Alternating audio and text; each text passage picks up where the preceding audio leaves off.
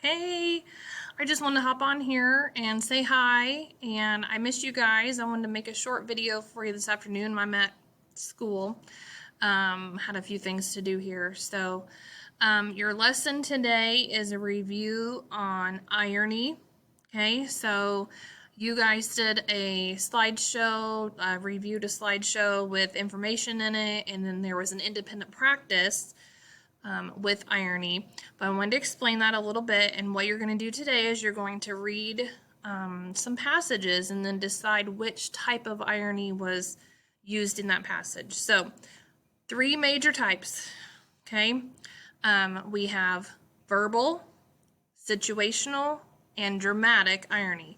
Okay, so verbal irony, okay, is kind of what it sounds like, verbal, spoken, okay, words. So in verbal irony, the person is saying the opposite of what they really mean. So I think your example was something like it was raining outside and someone said, "Oh, that's really nice weather." Okay, so that's verbal irony. Okay, saying the opposite of what you mean.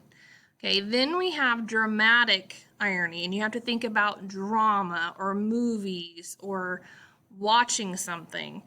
So, in dramatic irony, the audience knows something that the characters in the story don't know. So, like in a scary story, when there's someone hiding in the closet, okay, and then woo, they jump out and scare them, that is dramatic irony because we know what's happening, but the character in the story doesn't. Okay?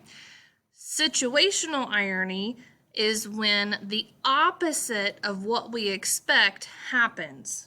Okay, and a lot of the pictures in the slideshow were situational irony, like with the Pepsi guy drinking a Coke. Okay, we wouldn't really expect the Pepsi guy to drink a Coke. Okay, and things like that. So read through the passages. I have notes in there for you, and decide which type of irony is used in each passage. Okay? Good luck. I hope to see you on Thursday.